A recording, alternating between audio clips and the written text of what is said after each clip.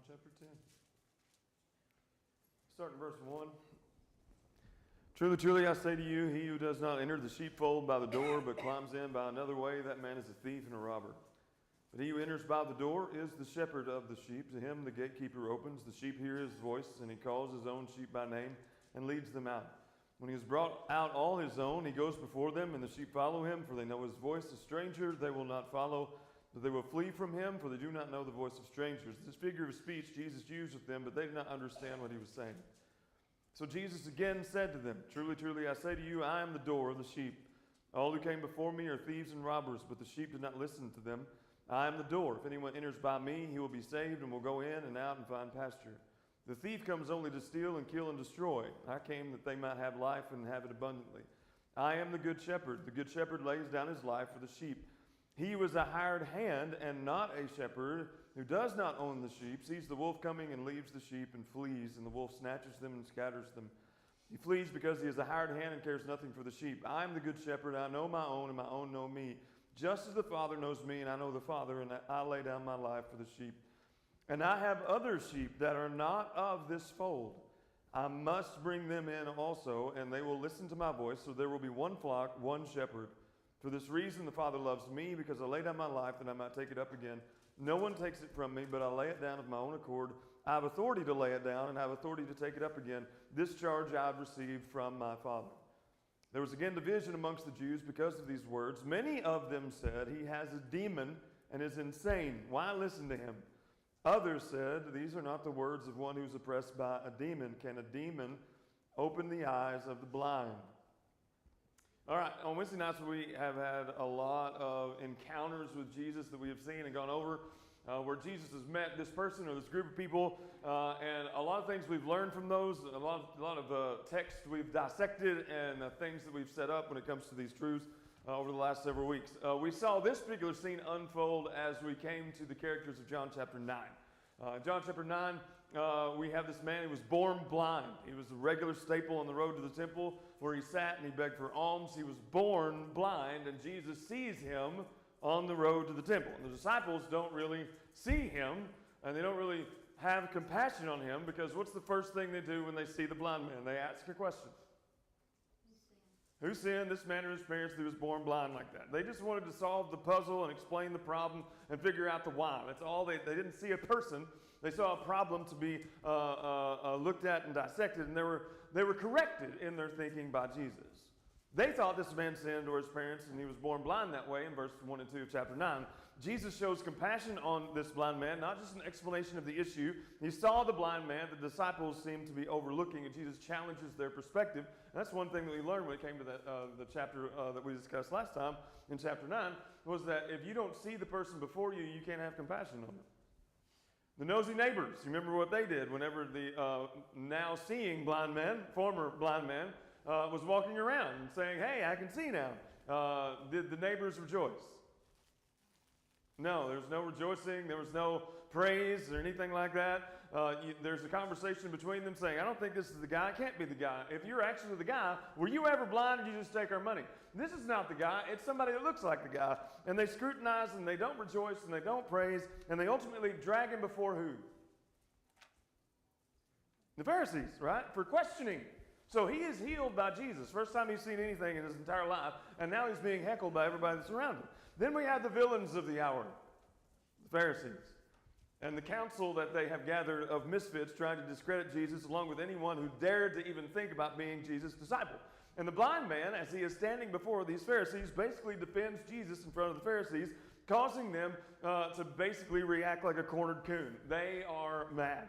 And they can't refute the fact that Jesus just performed a miracle, because it was not only a miracle in the eyes of a lot of other people, but also it was a miracle that was confirmed by 2 or 3 witnesses. The 2 witnesses in specific were his parents, all right? So they can't refute the claim that Jesus is a miracle worker, because there was a miracle that was worked.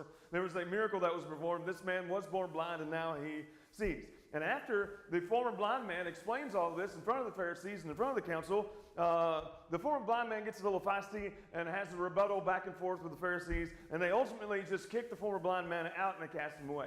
Jesus finds the blind man as he is sentenced in his banishment from the Jewish community. And Jesus tells this former blind man that he is the Son of Man, that he's the Son of God. And this freshly healed, restored of sight, former blind man believes in Jesus and he worships him.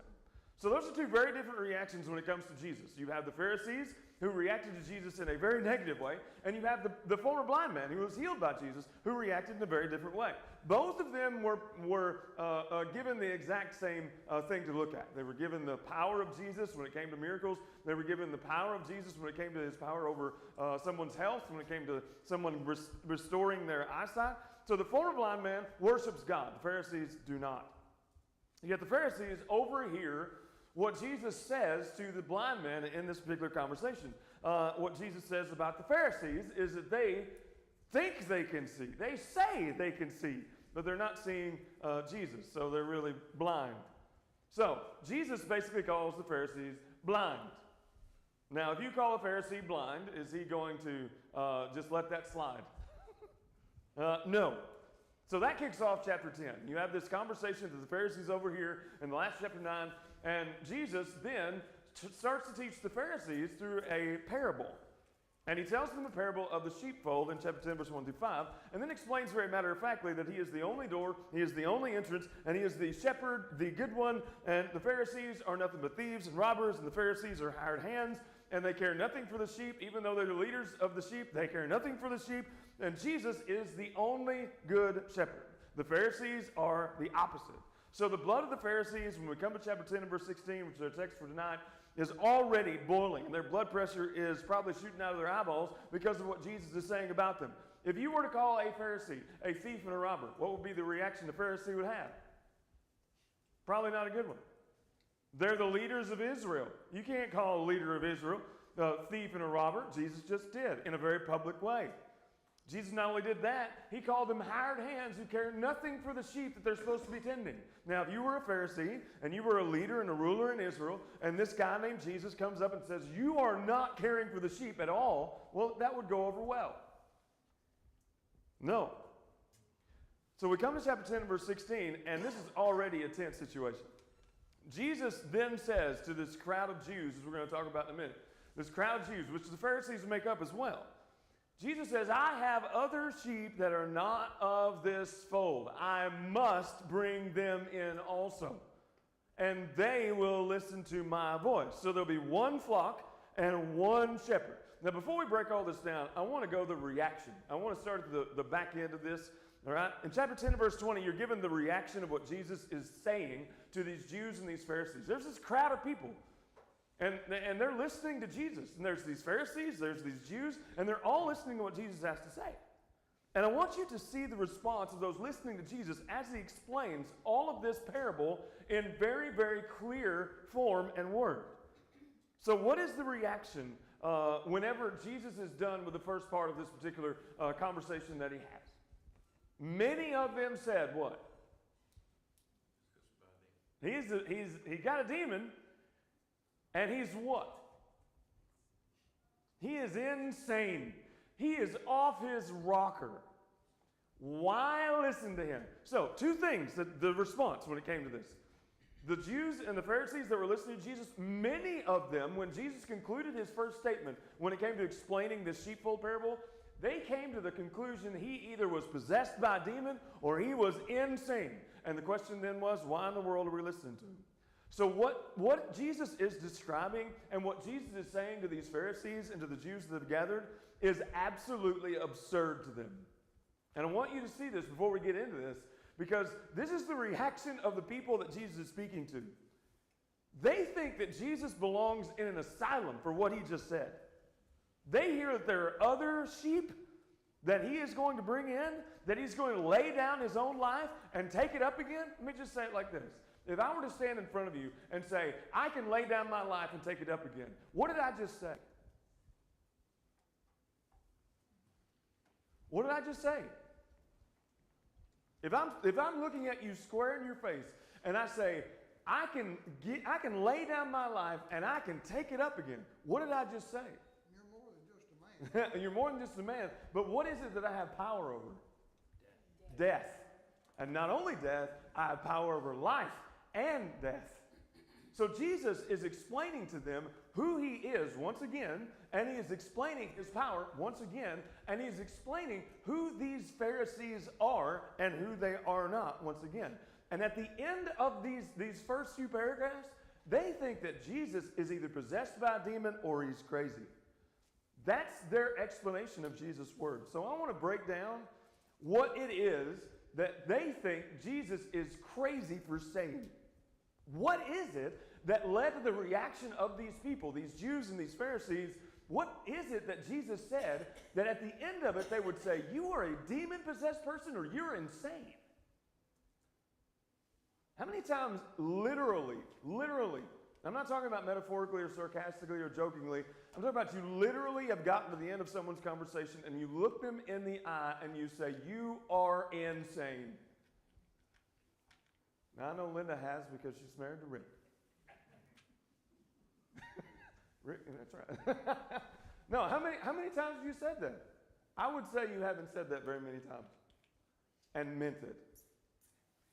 These guys, they mean it. They look at Jesus and they say, you are insane or you're possessed by a demon, because nobody in their right mind is going to say what you just said. You think Jesus has their attention yet? Now, I want you to go over the first thing that Jesus says that led them to believe that Jesus was crazy. Okay? So the first thing is there are other sheep besides the ones the Pharisees claim to be leading. Remember, this has been Jesus explaining up until this point how he is the only good shepherd. And we went over that last week. Jesus said, I am the shepherd, the good one. And he set up a contrast between him being the shepherd, the good one, and the Pharisees being what? The exact opposite. They don't care for the sheep. They're not going to lay down their life for the sheep. Who are the Pharisees supposed to be leading? The Jews, the Israelites, the people of God. They were supposed to be leading them.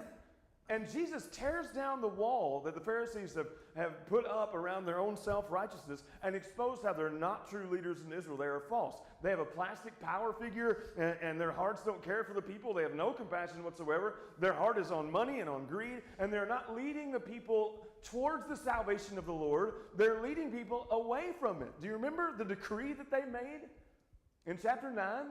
That if anyone confesses Jesus is the Christ, they're going to be what? Cast out of the synagogue. They're going to be excommunicated. Now, is that the way that you bring someone to salvation? By rejecting the very Messiah that came to save you? But that's what the leadership in Israel was doing. The Pharisees are the bad shepherds of Israel, and Jesus is the only good one. The Pharisees cast away. That's what they did to the former blind man. The Pharisees, as Jesus said, they plunder and they steal. The Pharisees don't care about the flock of Israel they claim to lead. Jesus is the only good shepherd who lays down his life for the sheep. So the sheep are the people of Israel. We see that in this particular illustration. Jesus says, there are other sheep. Now, why would that be something that a Jew would think you're crazy for saying? There are other sheep outside of this fold. They probably wouldn't have any idea of what he's talking about. Well, that's true. But if they're the sheep that the Pharisees are supposed to be leading, right? That the Pharisees are supposed to be caring for. And Jesus says, there are other sheep. Put two and two together. Well, if we don't believe that he has done with the sheep what he has done with them, Well, that's true. you know. What were you saying, Paula? They were the chosen people of God. See, the Jews were the chosen ones. They were the people of Israel.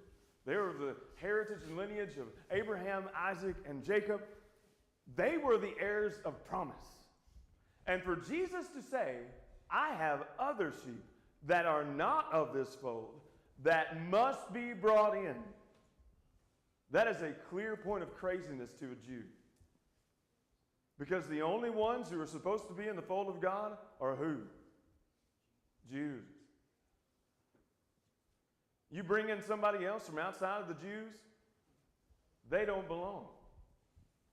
But Jesus, in the hearing of this crowd, said, there are other sheep. And it's not that Jesus said this might happen. Jesus speaks on what is going to take place. This is not up for debate. This is not a panel discussion for some Pharisees to go through. Maybe these sheep will be, maybe these sheep will not be. I'll give you an example. Back in chapter 8 and verse 12, Jesus says, I'm the light of the Jews. No, what did he say? I am the light of the world. Now that's different.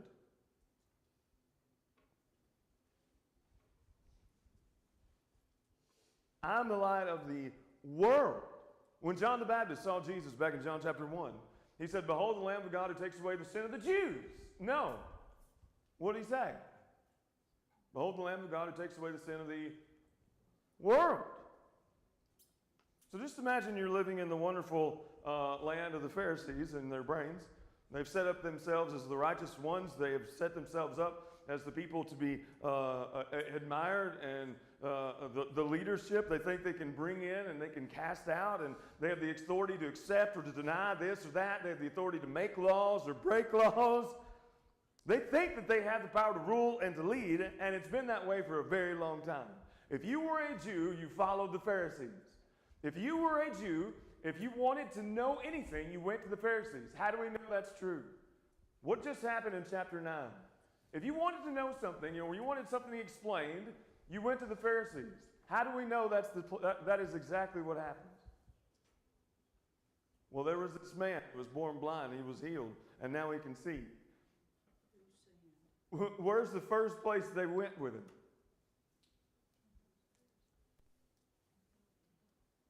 What? They went to find who? The Pharisees. They took this blind man, who they didn't know what was going on, to the Pharisees. What does that tell you? If they had a question about something, where'd they go?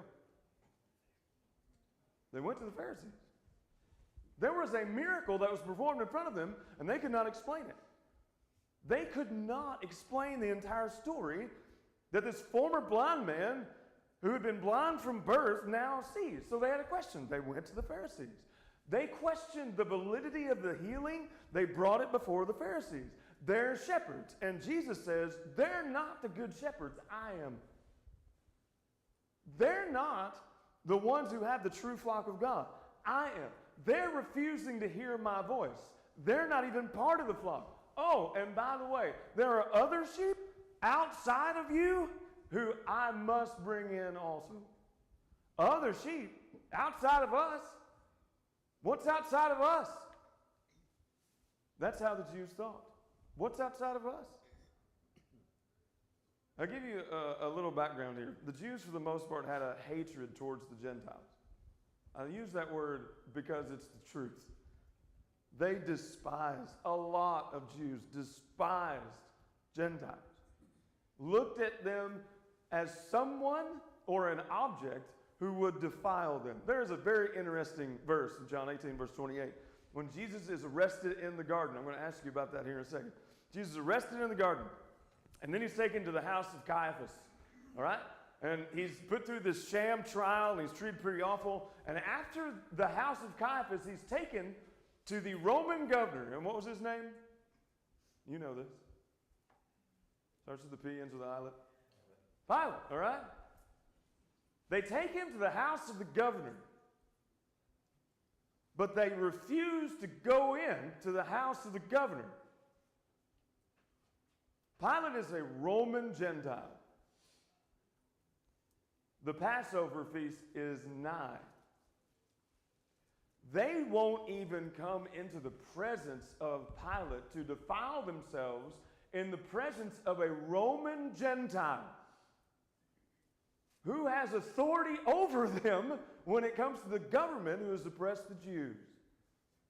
They will not even come into his presence. He has to come outside. This is how the Jewish leadership viewed Gentiles, especially Romans. That even to be in their presence would cause them to be unclean ceremonially in some way. And Jesus has the audacity to say to these Jews, there are other sheep I must bring in.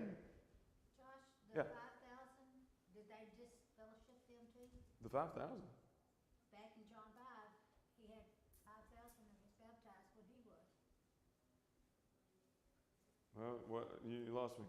Okay, go back into John 5. Yeah? Okay, that's when the 5,000 We're fed. fed. Wasn't they baptized when he was baptized, a bunch of them? Jesus? Yeah. Not that I know of. He's the only one that was baptized that day? When John baptized him? As far as I know. I think more was. Now, if you're thinking about Acts 2 and 4, yeah, I'll go with the 5,000 there.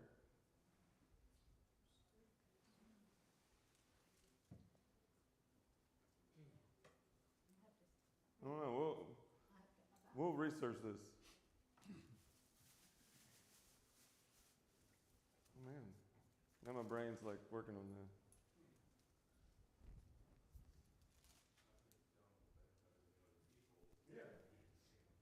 Yeah. He was definitely baptizing people in Jordan because that's what he did. But I don't know, as far as the 5,000, that's all I know is the group that was fed numbered 5,000. And then you have oh man, now I'm all messed up. But we don't know, it didn't give their nationality if they were Jews or. Yeah. But they may have all been Jews. Yeah, most of the time, what John was preaching as the person who was making the path straight for the Jews. So He was more about repentance of the Jews. And the recognition of who will come after him. All right. I gotta file down all the things going on in my brain now. All right. So, number one, the crazy part, that there were other sheep besides the ones the Pharisees were supposed to be leading, and that was Israel, okay? So Jesus said, there's other sheep outside that I'm going to bring in, that I must bring in. Number two, they will all become one flock under one shepherd. Now, do you remember how many were the leaders in the Sanhedrin? Here's your daily double for the day. 70, right? They have 70 leaders who were basically like the Supreme Court over all the Israelites. 70 different shepherds, if you will. Jesus says, there's one. And none of you are it. So Jesus is using very exclusive language again. That there's going to be one flock, those who hear his voice. All right? And that one flock is going to be led by one shepherd. So Jesus is speaking these words to a very Jewish audience. He's speaking the reaction that we're going to talk about. It says, the reaction of the Jews. So Jesus had sheep among those who were hearing his voice, especially, of one. He was just healed of being blind since birth. He believed on the Lord and started worshiping him.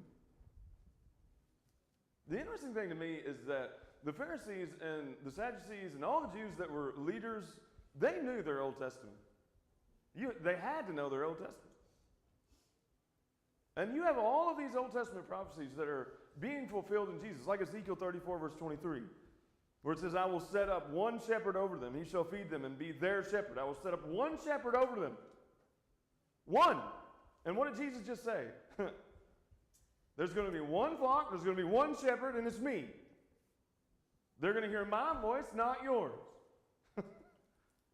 All of these things, Jesus is saying, have their roots in the Old Testament. Jesus is the one and only shepherd, and all those who listen to him and obey him will be in the one flock. And this would ultimately come in the form of you and me, the church.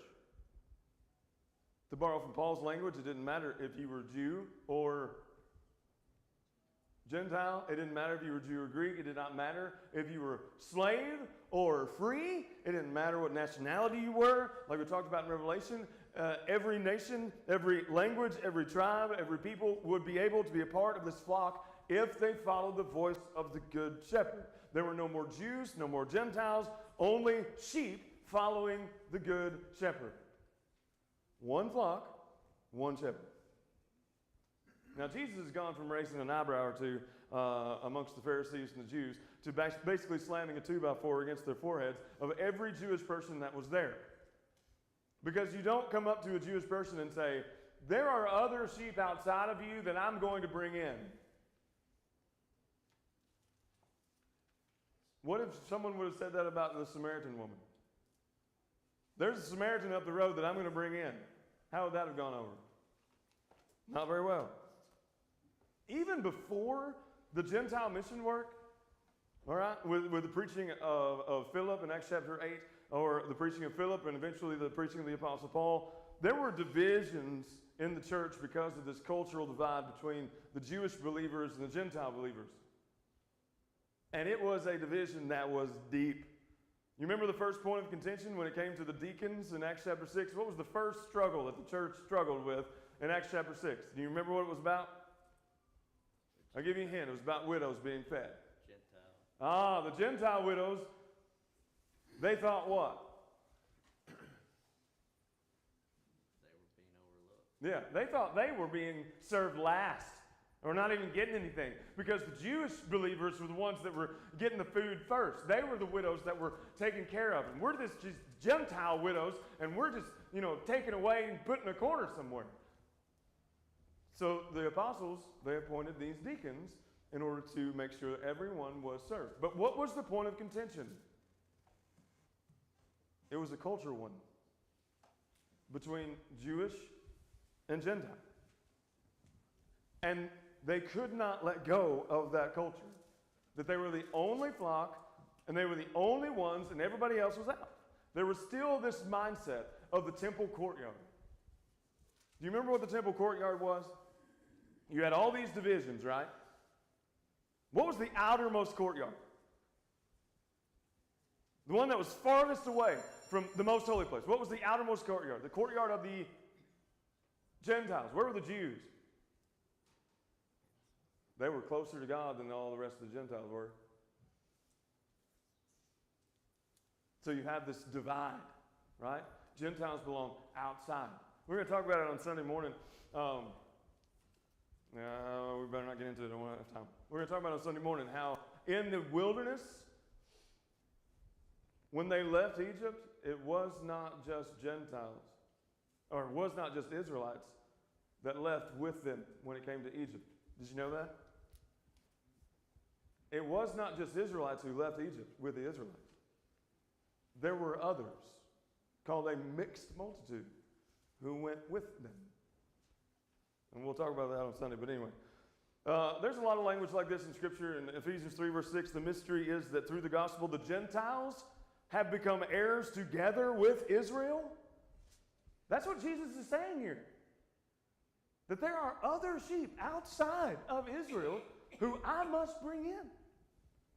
Because they're going to share together as one body, sharing in the promise of Christ Jesus. This is crazy for a Jew to hear. There's this rather beautiful picture, though, that Jesus paints for us. And that is that the life of every Christian, a sheep, cannot be lived in isolation.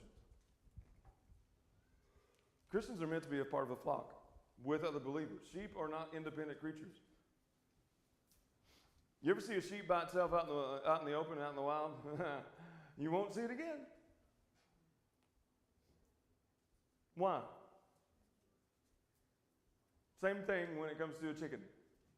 You see a chicken that's kind of just walking around, you're going to see that chicken tomorrow, but it's going to be in a different form because you're going to pick up what's left and put it in a pillow. Sheep are not independent creatures. They thrive in a community under the protection of a shepherd.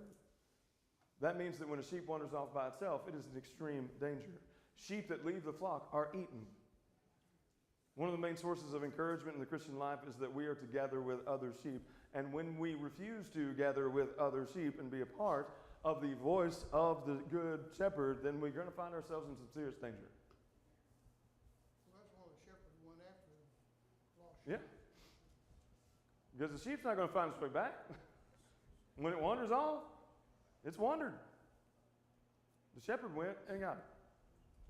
All right, number 3 quickly before Jerry rings the bell. Here's the third thing that absolutely would have been a crazy statement to anybody who was a Jew, especially a Sadducee, that Jesus had power over death, even his own. The death of Jesus was not some tragic accident, and Jesus was not some helpless victim. Jesus has power over everything and had power over everything, and he willingly gave up his life. There is this phrase that I really want to do a lot of sermons on, but I don't, maybe later. Jesus gave up his life, laid down his life for the sheep. I lay down my life for the sheep. Now, why is that a crazy thing to say? That a shepherd would lay down his life for the sheep. Who are the ones who are supposed to die? If you're a cattle farmer, do they butcher you? Is that the way it works? Who do they butcher? The cattle.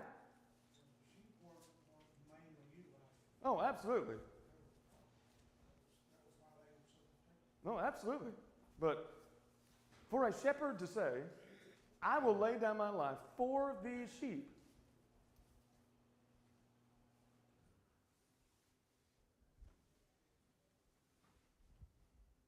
Think about it like this.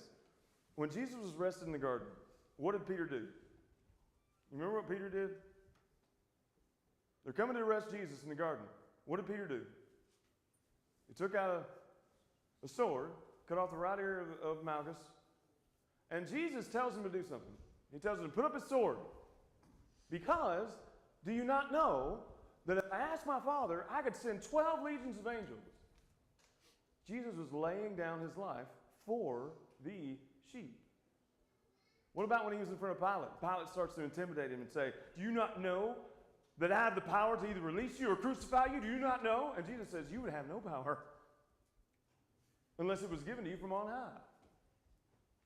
What is Jesus saying? At any point in time, he had the power to do whatever he wanted to do. But he laid down his life willingly and sacrificially for the sheep. So, we didn't get into this, but why is a Sadducee Sadducee? Come on, you know this. Why is a Sadducee Sadducee? They don't believe in resurrection. They don't believe in resurrection. What did Jesus just say? What did he just say? I lay down my life. I have the power to do what? Take it up again. So any Sadducee there, it would be like talking politics to anybody around you. You're going to get into a fight. All right?